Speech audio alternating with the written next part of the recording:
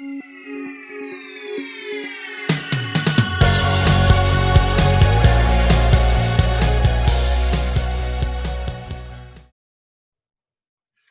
this is a non-interactive version of the workshop that I was going to deliver for the Values Conference. The title of my workshop is Values Through Outdoor Play, and as I said, I'm based at Ledbury Primary School in Herefordshire.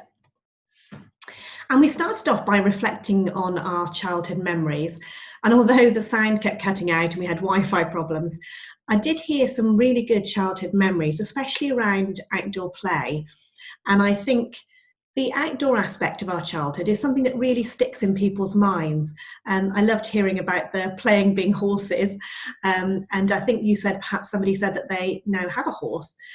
So looking at my own childhood, I had a slightly unusual childhood in some ways. I was born in London, and then my parents, this is in the early 70s, kind of almost put a pin in a map and chose this area, rural area in Herefordshire to go and live on the Welsh borders. And they rented a house for a while and then bought a plot of land and built a house on it. And I had a huge amount of independence and autonomy as a child. I was able to roam very freely. In one of these pictures, you can see myself and my friend from primary school with a tent. This wasn't in our back garden. This was in a field, kind of on a hillside, a few fields away from our house. Which is unthinkable now, really, isn't it, for a primary school child? We put that tent up by ourselves. There was no surveillance, no supervision. And in a couple of photos, you can see there's some ponds here. We had a pond close to our house, and we were permitted to go away from the house, walk into this field on our own, and walk out onto these outstretched branches that stretched out over the water, even when it was iced over. We never fell in, myself and my sisters, and we had a great time. But there was perhaps more risk permitted in our outdoor play in those days. And there's a couple of memories that really stick in my mind. And they are both around a woodshed in our garden that we weren't allowed to go into. And research shows that secret spaces are really important to children's well-being, particularly in school playgrounds. And I think everybody can understand that, and I'm sure we've seen that children like to find little spaces where they're away from adult surveillance. And we shouldn't always see that as a negative thing. Obviously, we want to protect children and safeguard them from bullying and so on. But children just sometimes need that space away from adult supervision, either to recover themselves and just have some quiet time, or, devise plans, just have a secret space, really, a secret den. And so we were explicitly told we weren't allowed to go into my dad's woodshed because it was full of dangerous tools. And one day I did go in there and I was playing, and I managed to knock my dad's scythe off a hook on the wall and sliced a big piece out of my fingers. I still got quite an impressive scar on my finger from that. And another time, my sister and I think this was before this episode because I got very thoroughly told off for that. My sister and I were playing in the garden. We heard a really strange noise coming from the woodshed. Sounds like the start of a horror film. We thought we'd go and investigate. And in the corner of the woodshed, this darkened room, no electricity in there or anything, we could hear this squeaking noise, and we saw these tiny little bundles, fluffy bundles on the ground. And nobody knew that our family dog, Jess, who you can see in the photos here, was pregnant and was expecting puppies. And she'd had her puppies just secretly in this shed. And my sister and I had this wonderful few moments where we were the only ones who knew about this special secret. So I thought it would be interesting, really, to reflect on childhood memories, and it would have been interesting to see, really, where that discussion had gone, and that would have quite informed our future discussions. So, as I said, I'm based at Ledbury Primary School, and you can see our part of our forest school here. We're really lucky to have a huge forest school on site. It's really well designed. It's a fantastic space full of mature trees and plants. It's a wonderful, enriching place for the children to play. Ledbury Primary School is based in Herefordshire, in a rural area, but also serving quite a large housing estate. So we've got a good mix of children, absolutely wonderful children at the school. And values-based education is completely integral to everything we do, excuse me, at Ledbury Primary School. It informs every aspect of our teaching and learning. Julie Rees, our head teacher, brought values-based education to our school some years ago. excuse me. And she talks about values-based education across the world at different settings, at the moment just online, as we're in COVID, time of COVID. And she's also written a book about it. I haven't been at the school very long, but I've been really impressed since I started at how reflective the staff are. And you can really see that they actually model the values that we have. And we have this culture at the school, which I haven't found at other schools, where it's accepted that you are going to make mistakes. Everybody's human, and we learn from that and reflect on those and move forward. And I think that's just such a positive place to be in, a positive environment, because then you can allow that risk-taking and curiosity in a genuine way. So some time ago, and quite recently, Dr. Deborah Kidd came down pre-COVID to talk to us about reinvigorating our curriculum and really rebuilding it, looking at it with fresh eyes. And I would recommend anybody to work with Dr. Deborah Kidd. She's absolutely wonderful. And she helped us to put our curriculum together in a new way. And it's all hung together on this theme of belonging, which really fits in well with the values that we have at our school. And we have honed our values a little now. All of our values are be something, and we've got one for every month except for August, when obviously we're not at school. So these are the values that we follow at the school. And what I wanted to talk about really in this part of the workshop was how the practice in your setting reflects the declared values of your school. And I felt that would have been a really interesting thing to discuss. So maybe that's a thinking point there. I find that we go really in depth into these values each month, the particular values, but also there's a shared vocabulary. And I was really surprised, being new to the school, on one of my first days at the school, when one of the parents said to me, she's got a 4-year-old and she's also got much older children in their 20s. And she said to me that she was talking to her older children and saying, "You're not showing your values." And I was really surprised about that. I'd never really heard that before from a parent or carer.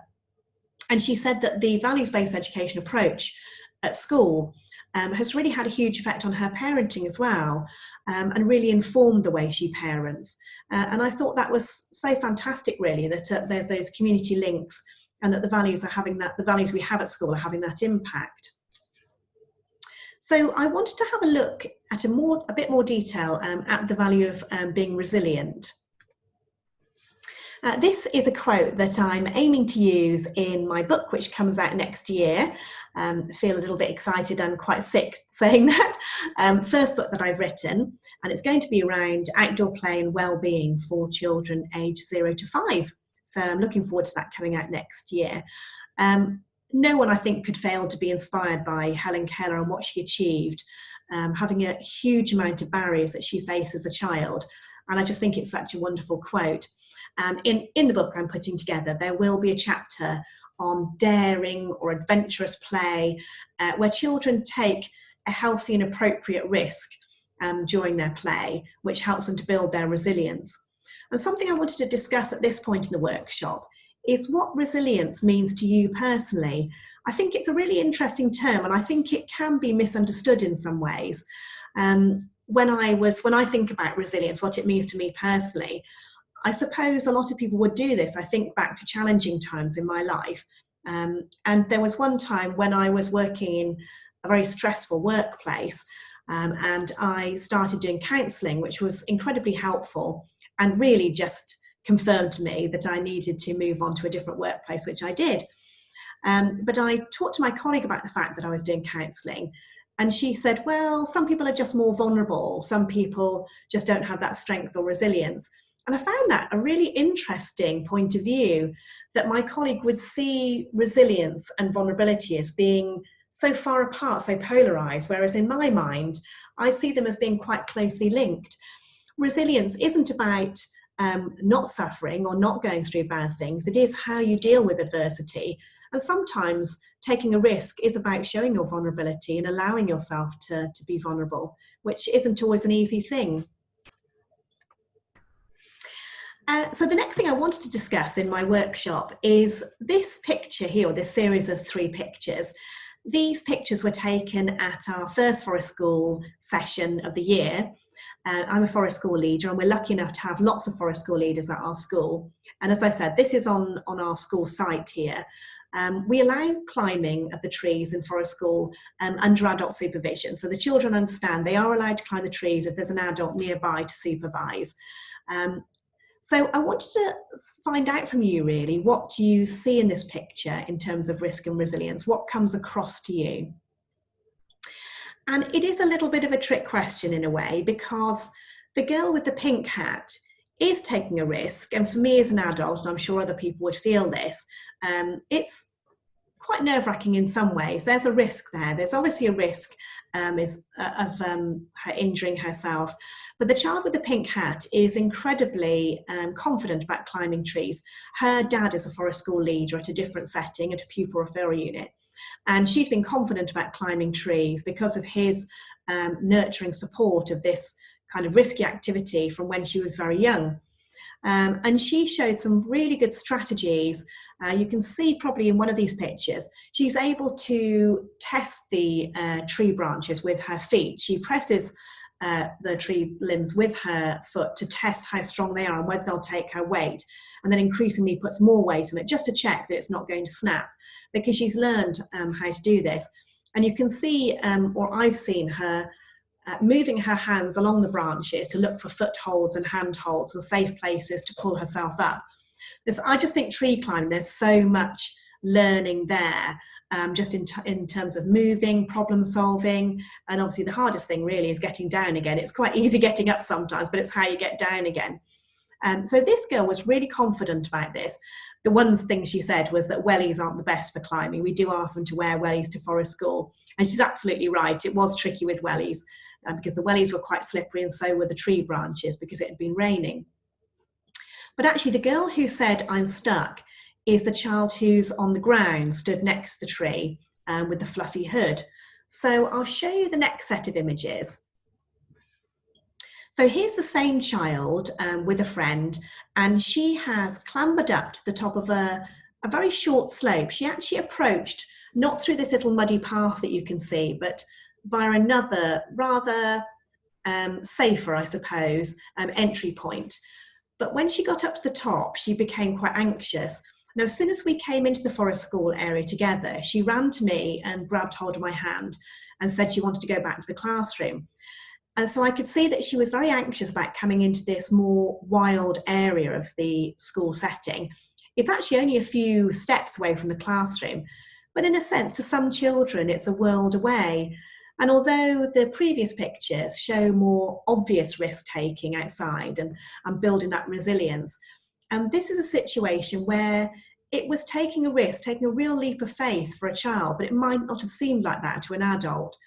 So I verbally reassured her and gave her some physical reassurance, holding her hand. We're not socially distancing in early years, as recommended by the government. And just giving her that reassurance and talking through things, distracting her with talk about other things. And when we came to the tree, she wanted to have a go, but wasn't confident enough, even with some adult support. And then she moved up to this slope with this other child. And the other child ran back down the muddy slope and ran to play with something else. But the child with the hood became really upset, quite distraught, and was saying repeatedly that she was stuck. So I thought I needed to take a step back, while still offering her nurturing support and building that attachment, because obviously they're all new at school. She doesn't know me all that well. But I wanted her to take that step herself and work out the solutions and feel that sense of pride and achievement and gaining that confidence. So I talked through what the solutions could be, and she did start to become less upset than she had been. And eventually she decided to come down on her hands and knees backwards, so with her feet first, but coming back down on her hands and knees, slightly as if she was coming down a ladder, I suppose. She was quite worried about getting her clothing dirty, and that's quite interesting. We're increasingly finding that children are quite concerned about getting dirty, which is interesting. I think it shows how little time children are spending outdoors in some ways. So I reassured her that she had school salopettes and a school jacket on and school wellies, and that's what they were intended for, so it doesn't matter if you get mucky. She was so proud of herself when she reached the bottom of this quite short, muddy slope. And she said, I did it. I've done it. So proud of herself, a real sense of achievement. And she'd met that challenge. So after that, she repeatedly went up and down, as you can see in the fourth picture there. She began to hold onto the grass and pull herself up by her hands, and was finding the footholds with her feet. And she started to come down on her bottom, as you can see in the second photo there. Then she began coming down on her feet, but with her arms outstretched. So she had her knees bent, so she was closer to the ground, feeling more secure, and putting her arms outstretched. And coming very slowly down to the bottom. And as her confidence grew, she was able to come down upright, so almost running down that slope, and really gaining a lot more confidence. And she did it about 10 or 12 times, repeating it over and over again, and just building that confidence in her own abilities and testing her own capabilities. And it was fascinating to watch. And then some other children watched how absorbed she was and how excited, and came to join in. And although for them it wasn't as intimidating, they were being very supportive of her, and it was just really nice to see. So what I wanted to discuss in this part was what you do in your own setting to enable and encourage resilience, because I think it's just so important. And this particular child, after she addressed this challenge outdoors, she then became a lot more confident indoors as well, when addressing academic challenges inside the classroom. That was really good to see that it had translated from the outdoor area into the classroom. And the reason I think it's so important to build that resilience is this report here that came out in August 2020. And you may be aware of this. So in the annual Good Childhood report, researchers found that unfortunately UK children have the lowest happiness levels in the whole of Europe, which is pretty depressing. And researchers identified that one of the reasons for this is a particularly British fear of culture, as you can see in the quote there. And there was a lot of discussion in the report about the fact that children and teenagers don't feel they can make mistakes, British children and teenagers. They have to get things right first time. They feel they're failing, partly because they are being tested so many times. And a head teacher talked to me the other day about a child in year 1 saying, she said to the child, why are you not doing your work? And she said, because I'm thick.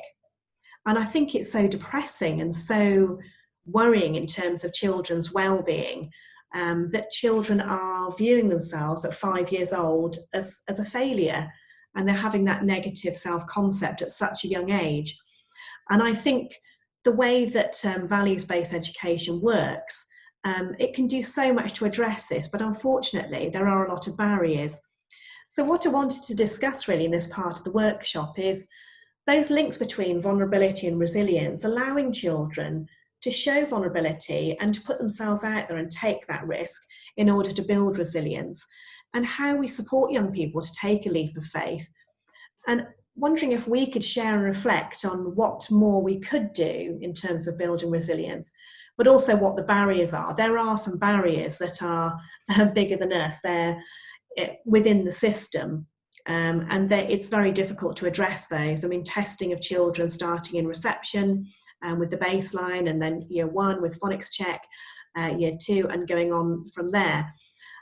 So we do have a lot of barriers that we're facing in terms of improving and maintaining children's well-being. And unfortunately, children's well-being in this country is at an all-time low. Interestingly, I think Finland were top of this report in terms of happiness levels.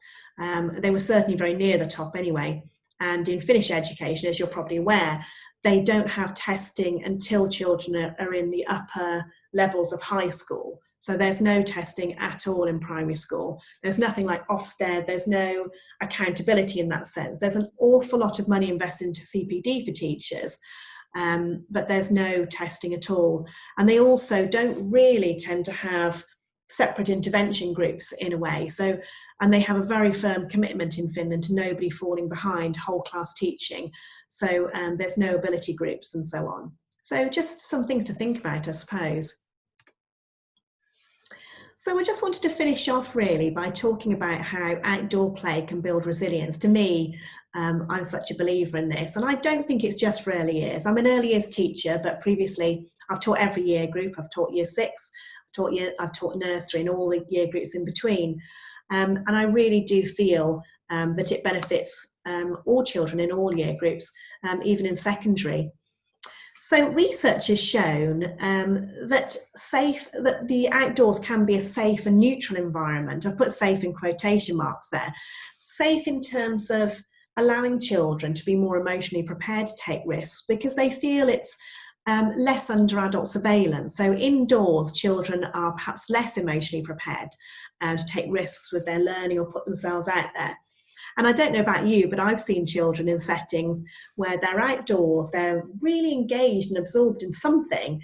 And if someone approaches them with a clipboard, they just stop straight away. And they're wary because they feel the adult is going, especially if this doesn't happen all the time, if they're not used to adults being co-players with them, which I'm a real believer in.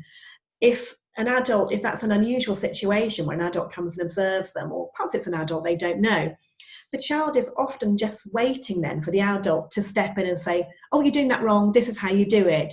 And they want to be shown the right way to do it. Whereas I think values-based education really supports that co-playing style of education. And outdoor play is fantastic in terms of emotional regulation because children playing outdoors are going to experience a wide range of feelings from excitement to fear to joy to frustration, much more, I think, than indoors. Obviously, you are going to experience a wide range of feelings, but I don't think it's as many as in the outdoor play environment, especially if children are enabled to engage in child-led play. They're definitely then going to be creating their own challenges and trying to resolve those. And there's a whole range of feelings there. And it's about how you cope with those feelings. Having the children coming back in September, many of them have been in lockdown for many, many months. And obviously we've had issues, I'm sure, like all schools, with children sharing that space. They're not used to being in a group.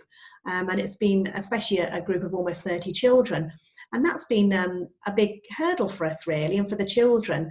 So it's learning how you deal with those feelings of frustration and how you negotiate with your peers and all that sort of social aspect. And outdoor play has been amazing for that. And it then has a really big impact in the classroom.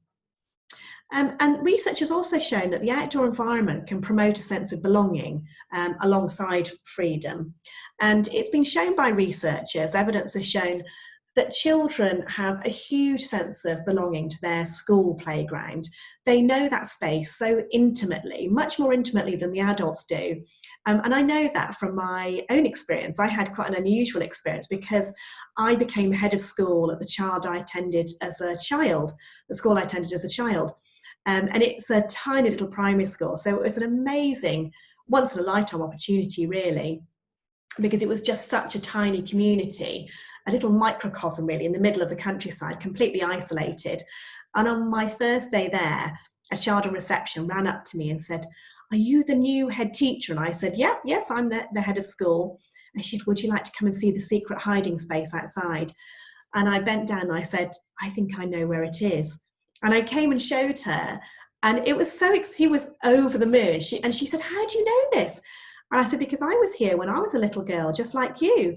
And she was just completely bowled over by this. And it was fantastic. I thought, well, I'm now in my late 40s. And to think that all that time ago, when I was 4 years old, that was the secret place where we would go and hide. It was away from adult surveillance. And I remember it being a very nurturing, cocooned little space. And it's still the little secret hiding place for children now. And especially when you're 4 years old, it is actually a tiny space behind some bushes. But for a 4-year-old child, it's everything. It's their own little world there. So it's amazing, really, to think that and evidence has shown this, that there almost becomes traditions where children have these secret spaces and it gets passed on through the generations. And adults are often not aware about these secret spaces, or they don't understand sometimes the significance of them or how important they are to children. And healthy risk-taking, obviously, as well as the outdoor area enabling children to be emotionally ready to take those risks, it's a good physical environment for risk-taking. It's obviously going to have more risks and hazards than the indoor space, unless you have a really, really tiny outdoor space. So there's always going to be more risks, more opportunities, really, for engaging in more adventurous play outside. And this is where children really learn about their capabilities. They're able to test their own limits. They start to form their own self-concept and their own self-identity, and also find out about their peers and developing that empathy. And it links so well with our particular values at our school. And so while they're risk-taking, they are creating and resolving uncertainty. So they're creating their own challenges, especially if it's not right. There's a place for planned play by adults, but they get so much more out of child-led play, where you are acting as a facilitator, and sometimes if you're invited in as a co-player, but mainly taking that step back and observing. I've just learned so much about the children. There's a lovely picture here of another session at Forest School, where again, this is not a very big slope, but the children are really, really fascinated by this little area. And one child, again, felt they were stuck. I think it's really interesting when they are stuck, how they get out of these situations. So this particular child said he was stuck down at the bottom of the slope here, and his friend went and got a stick. You can see some tree roots he's climbing up there. And he knelt down and, as you can see, helped him, pulled him up using the stick. And it was just such a lovely moment. So sometimes they're negotiating with each other to resolve their own problems. And I think it's quite interesting, the bottom point here, allowing vulnerability in the face of imagined disaster. With these two children, it was a disaster. It is an imagined disaster for them. It's quite frightening. You know, they are experiencing some fear, although they know that an adult's there, you know, to help them if necessary. But suddenly they're at a bottom of what is for them is quite a high slope. For us, it doesn't seem that high at all, but they can't see a way out of it. And it's so useful for their later life to have that opportunity to allow themselves to be vulnerable and to face this imagined disaster, as researchers have put it, and to work through that and come through the other side. And then every time they face adversity or challenge in the future, they can think through that. And it's actually, as researchers will say, it's kind of building parts of their brain and affecting parts of their brain, making those connections so that in the future, it just comes back to them, that feeling that they can do it, they can have a go, I can fix this. And as I said here, I did mention this before, resilience doesn't mean avoiding all the troubles and pitfalls of life. It's how we cope with them. And I do think there are issues with children in our society at the moment where they are not as resilient as they could be. They're not as resilient as myself, my classmates were at school. And I think we have a part to play in that in our schools, in enabling them to have opportunities to experiment and try things out and take risks. And this is from some research, Roots to Resilience here, and these are for early years children, but I think it applies to all age groups really. Self-care, vitality and flow. I mean, I could see in the situations I've talked about, they were definitely in the flow there. They were completely absorbed. They were not really even aware that the adults were there anymore. Emotional intelligence, discernment, purpose and meaning. When they're able to devise their own goals, it has so much more meaning. And if we're giving them challenges, that's absolutely fine, outdoor challenges. I do have a slight issue with outdoor learning with early years in terms, I think there's a place for it, but realistically, if we're always giving them the challenges and they know there's a right or wrong way, yes, you've done it, no, you're wrong, there's a difference, isn't there? And I think resilience is built much more productively and more effectively if children are devising the challenges themselves. It might be on their own or it might be in a group. Let's try and do this. Can we do this? How are we going to get that cable reel back up? And that's how they can build that resilience. And connection and support, attachment is absolutely vital. I'm not saying that adults are not needed. When I say child-led play, the adults play an absolutely vital role. It's not about that, as someone said to me, no insult to lunchtime supervisors, the dinner lady approach, where you're standing and chatting and just saying, oh, you know, just basically looking for problems and conflicts, you know, oh, we'll sort that conflict, but they're all playing, that's fine. We need adults to be supporting and facilitating good quality play, obviously planning the environment and so on and resources, but also being available and communicating with the children whilst also taking a step back and not interfering. So thank you so very much for joining my workshop. I'm so sorry about the Wi-Fi issues that we had before, but I hope that you enjoyed it. Thank you very much.